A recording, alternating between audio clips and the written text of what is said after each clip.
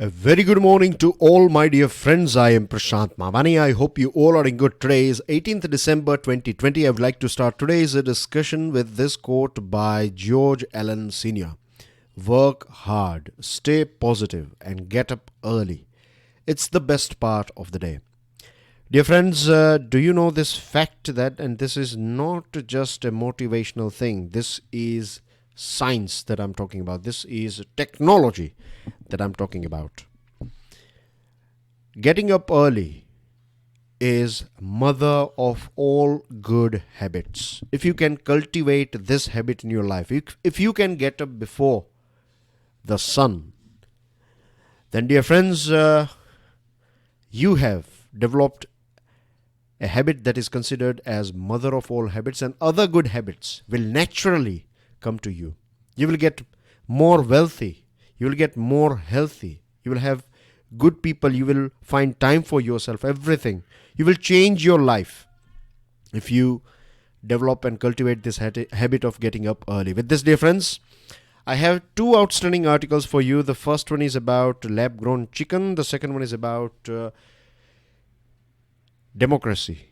Third one, USA's sanction on Turkey. Waste to energy is the fourth one, and the last one is about COVID-19. Big Christmas sale is on. It is on. It is available on all our smart courses. This is valid till 25th December only. To find out more about Big Christmas sale, to find out more about our smart courses, to find out more about this discounts and things, dear friends, all you have to do is download our mobile app on your phone. Now, Singapore prepares to plate up lab-grown chicken. Many of you would be wondering why we are discussing lab-grown chicken in the early morning. The reason is that, dear friends, that this is not about a taste. This is not about vegetarian and non-vegetarian people. It is about food security. Food has always been part of our life. It is one of the deepest, most habit of human beings. Food. It is very, very deep. It is, of course, a necessity, but it is also a habit as well. Anyway, I'm not going too much into this habit and science of habits and things, but you see everywhere, every single culture on our planet, you will find that when they celebrate, food is always there, isn't it? When you celebrate birthday, you have a big cake, and then it is followed by food. If you have a birthday party to attend, then marriages, even in funerals as well.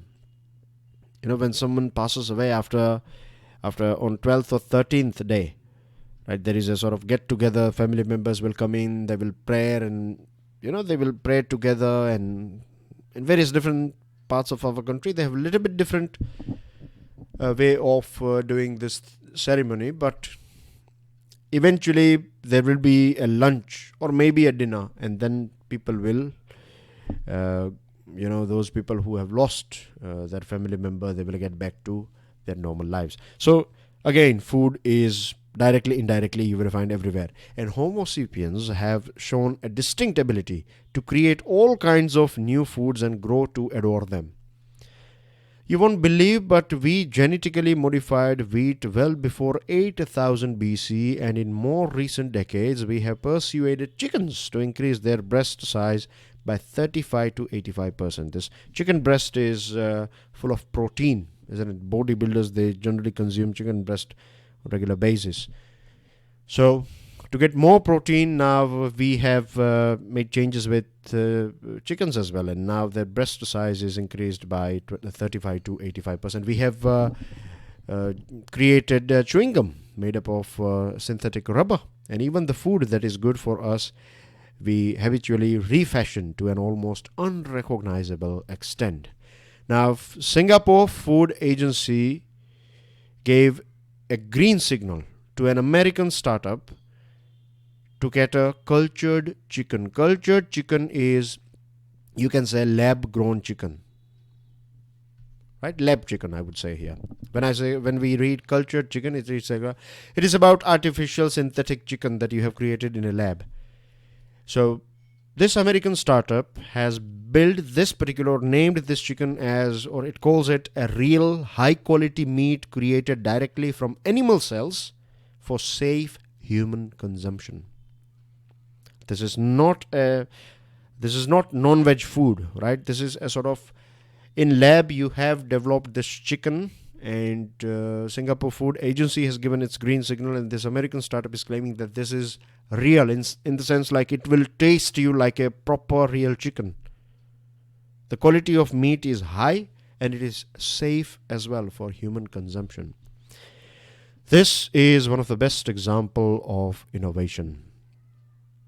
Innovation is not just about science. Innovation is not just about technology. Innovation is not just about data collection. Innovation is more about your mindset. Innovation is more about your attitude. You are ready to fail.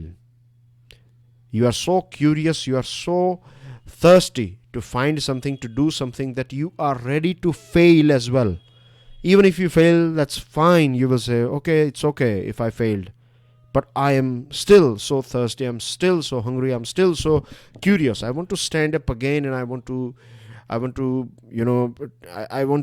carry on doing the thing that I'm doing. I want to find something. I want to find this artificial chicken, how we can make it. You keep on trying and trying, and then finally you create something that will, in future, this is a first step. Now I want you guys to pay attention here. The reason I'm discussing this article is because this is going to be the future of human beings. What we used to eat, just remember, right? And where we are today. Food all around us. Now we can order food online and you will get food. Just imagine, there was a time when we used to, when I say we, I mean to say our forefathers, right? They used to take all the risks in the world. They used to take risk as equivalent, like you step out of your cave and someone else will kill you. An animal stronger than you will hunt you down. But then as well, you took that risk to feed yourself, to have some food. And today, you don't have to leave your cave or your den or your room. You take out your phone and order food, and the food will be there for you. Can you see the difference? We used to take life's risk to get food, and today you don't have to take any risk at all to get food. So it may look to you that this is fake chicken that we are talking about, but see, around the world there are so many countries, USA, Israel and Netherlands, which are leading in research in lab grown meats. Reflects this Singapore coming out number one. This reflects Singapore's spirit of exploring something, and it is also about their strong desire to strengthen their food security without creating any sort of damage on environment. One more thing that I want to keep you guys, you need to keep this thing in your mind, is that Singapore's food regulating agency is one of the best in the world. So when one of the best agencies giving green signal, other countries are definitely going to give green signal to this food. It is going to be safe, right? And then you don't have to kill any animal, you don't have to cut any tree, you don't have to face any biodiversity loss, no zoonotic diseases, no antibiotics abuse, no air pollution, nothing. Air pollution, the thing is, if you look at the data from FAO, then FAO finds that total emissions from global livestock represents 14.5% of all anthropogenic GHG, that is greenhouse gas emissions. The more rich we are getting, the more prosperity, the more population. Population is also exploding. Prosperity is also, in countries like India and other countries, we see people are getting more prosperous. So they are buying more land. They are creating farmhouse. They are creating more factories. So agricultural land is shrinking. And once you convert an agricultural land into non-agricultural land, not on paper wise, but if you create a sort of construction, then forever that is gone. You cannot create any sort of thing on that land, right? You will find one or two trees over there or few things, but agricultural land is agricultural land. Once it is converted, then that's it. It's gone. So we need more land, we need more water, we need more emission to feed this growing population. But if we can create something in the lab, then this thing, without wasting water, without killing any animals, without any sort of side effect, we can create food. So the future is this, right? Fake chicken, and then we will have some other fake meats. So those people who are ethical about animals, they will feel good as well, that you are not harming or killing any animal. You are using this science and technology to create meat, and it is providing you all the nutrition and everything. So it's going to be a game changer for sure in future. Not in maybe 1 year or 2 year, but in 5-10 years, this is going to be a thing that will be available in every fast food store. That's what I strongly believe. In future, we may see, you might have heard about this water bomb, right? Or water ball. So how it works is like you have small balls, right? Very small balls, like small as you can, what is it? Like a cherry or a grape, bigger than grape, but like not cherry, but what do you say? Pear, size of pear. Oh yeah, lemon, right?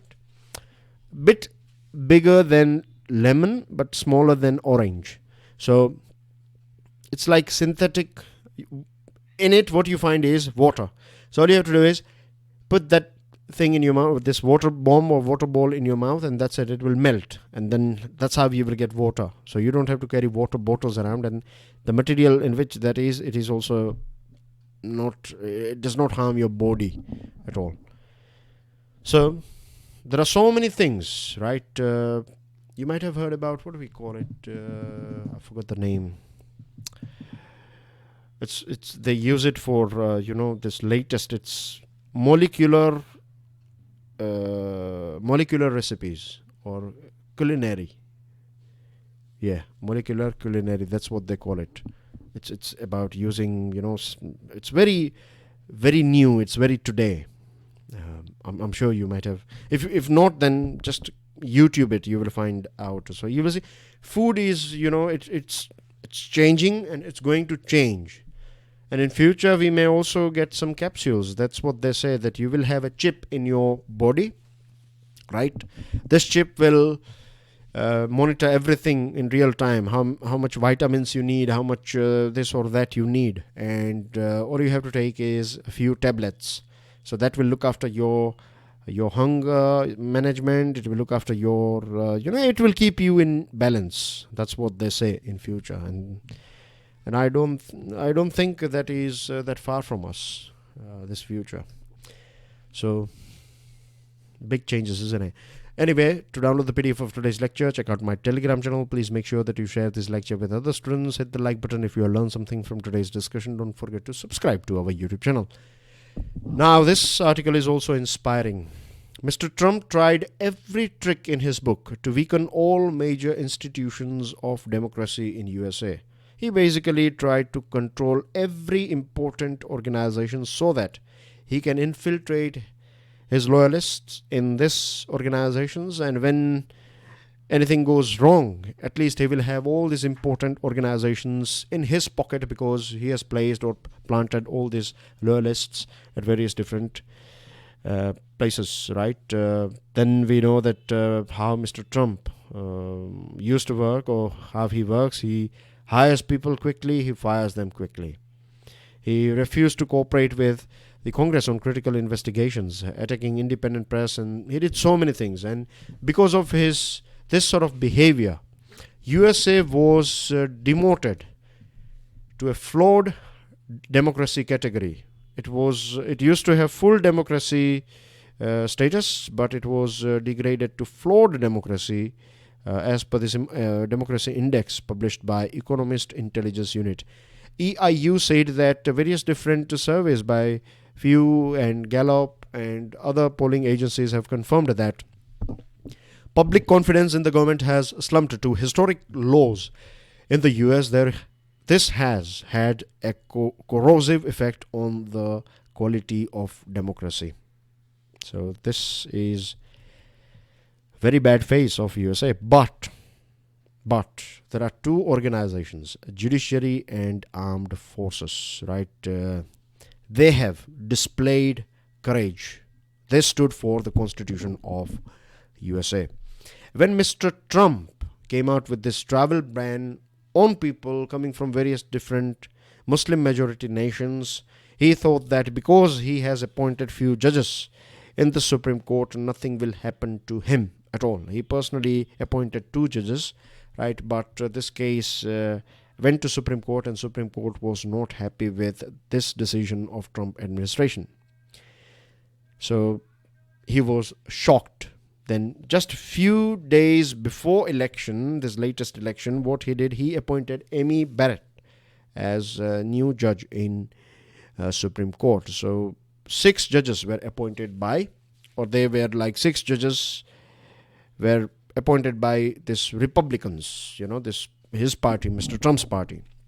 So if a case goes to Supreme Court, you have appointed 6 judges, they are going to speak in your favor, isn't it? So that's what the big game was, that if you lose election, then you will file a case, and this case will reach a Supreme Court or the federal court, and you have 6 judges you have appointed, or your party has directly, indirectly appointed this particular judges. So you are going to win the case, and then you are going to destroy the whole democracy by, being there as a president in the White House for the second term. Illegally, of course, isn't it? But looks everything legal, but it's not ethical. This way of winning election is not ethical indeed. Now, the second institution, this defense, right? Defense forces or armed forces. As per protocol and professional decorum, the defense secretary has a say in suggesting the name of the top post of chairman of the Joint Chiefs of Staff. So James Mattis, who was defense minister, he preferred Air Force Chief of Staff General David Goldfein.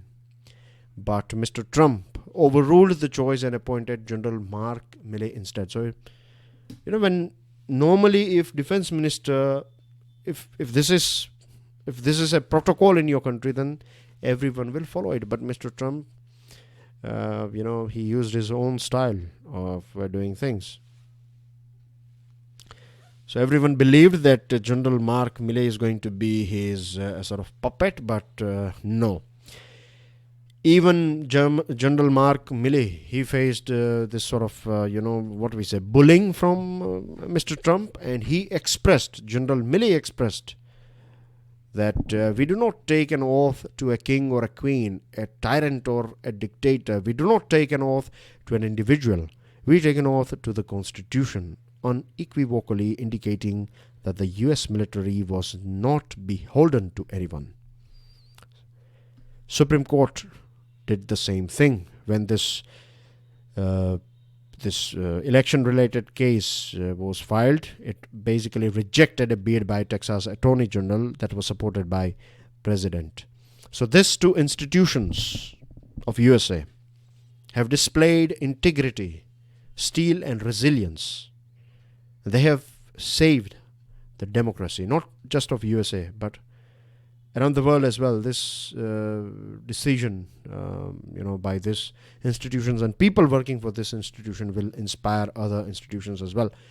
And this is a lesson for our country and for various different democracies as well. That if any particular political party, I believe that every political party will try to control every important institution. They will try, And that's how they do. That's how they work.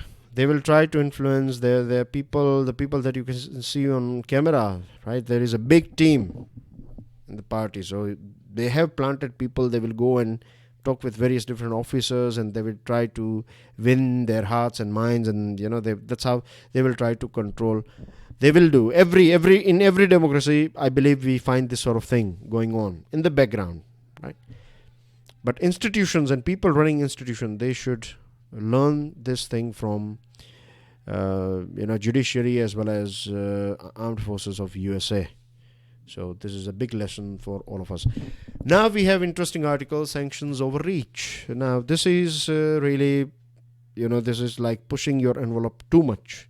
The USA has imposed sanctions on Turkey because Turkey bought this S400 defense system from Russia. Now remember, Turkey is a NATO member, and this is not good for NATO. NATO was created for fighting against USSR, and here you find that one member of your NATO is buying things from Russia, and USA is not happy with it. Now USA came out with its own act countering America's adversaries through Sanctions Act back in 2017. It's known as CAATSA. Now this CAATSA is not a UN. It's not a law that is created by United Nations. It is a law created by a country, that is United States of America. And by using this law, it is trying to bully other countries. Now USA has suspended Turkey from its F35 fighter jet program. It's okay because this program is USA's program. You can add or reject anyone you like. But when it comes to a country buying things for its defense from another nation, then you cannot interfere. Turkey has said that this is an attack on our sovereignty, and I stand with Turkey. The reason is that they did the same thing with India. To be honest, I don't really care what Turkey is doing. I really care about what India is doing and how this CAATSA affects our country. We are also going to get this S400 system. Now, USA knows this thing very well, that we are never going to use it against USA. We are buying this S400 for Pakistan and for China to protect ourselves. And who the heck is USA to tell us what to buy and what not to buy? There are so many dirty things that USA is doing, and USA is trying to tell other countries to not buy things from Russia. Now, a country's defense requirement, defense necessities are decided by the people who are running the show, the people who are involved in Army, Navy, Air Force. They will decide what is good for their country, not USA. So this is, USA is misbehaving here. It is using its dominant position to bully other countries. And in recent past, we saw this Greece-Turkey issue. And here, Mr. Emmanuel Macron was not happy with it, and one naval ship was also launched by French government. So this created more cracks between Turkey and France. So you can see multiple cracks in NATO. The world has changed, and USA should change as well. USA is not the only powerful country in the world today. It has to understand this thing, that if you don't make people or countries your partners, and if you try to bully them like you used to do early on, then you will have no friends at all. Converting waste to energy. On 2nd December, Karnataka's Chief Minister B.S. Yedurappa laid foundation stone for 11.5 megawatt waste to energy plant near Bidadi. Bengaluru generates 5,000 tons of waste daily. Out of that, 2,500 ton is organic, 1,000 ton is inert material, sweeping waste, etc. and 1,500 ton is inorganic. Now, you can generate energy out of this inorganic material. So this inorganic material, which consists of bad quality plastics and used cloth pieces, can be processed as refuse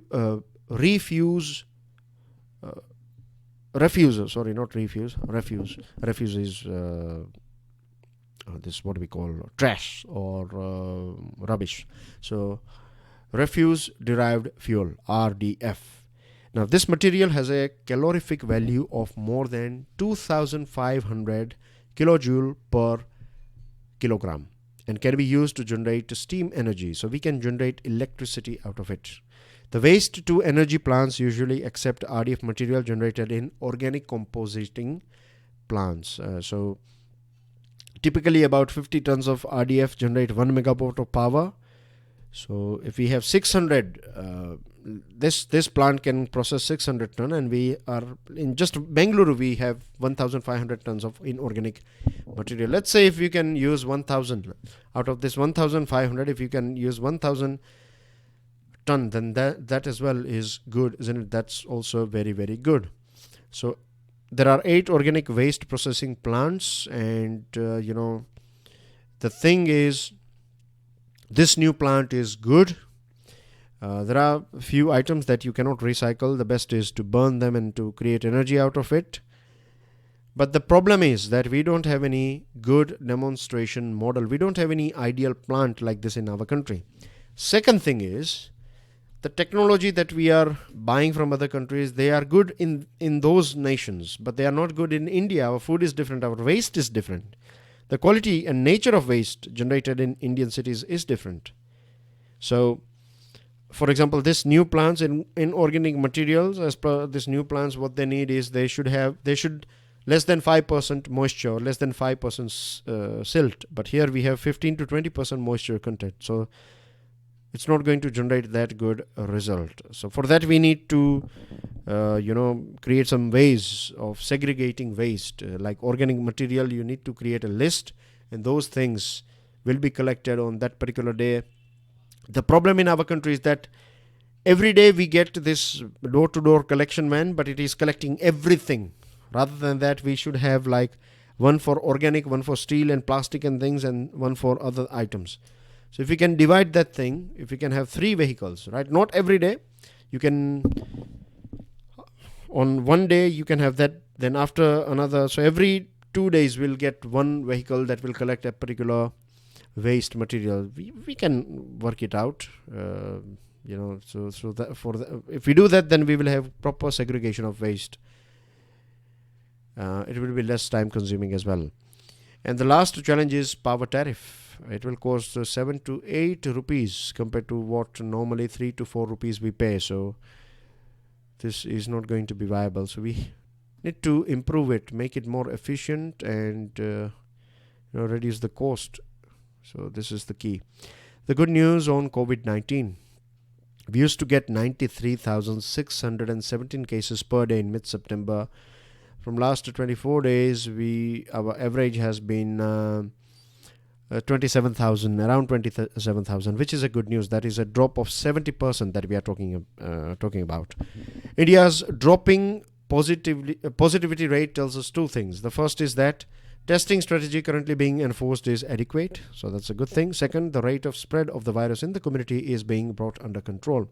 As per WHO says that if for 2 weeks, if positivity rate remains 5% or below for 2 weeks, a region can be said to be keeping its outbreak under control and is testing adequately. So we are doing it from last 24 days. So yes, we are doing good, but that does not mean that we can get carried away. We should be very alert now. This is the final phase.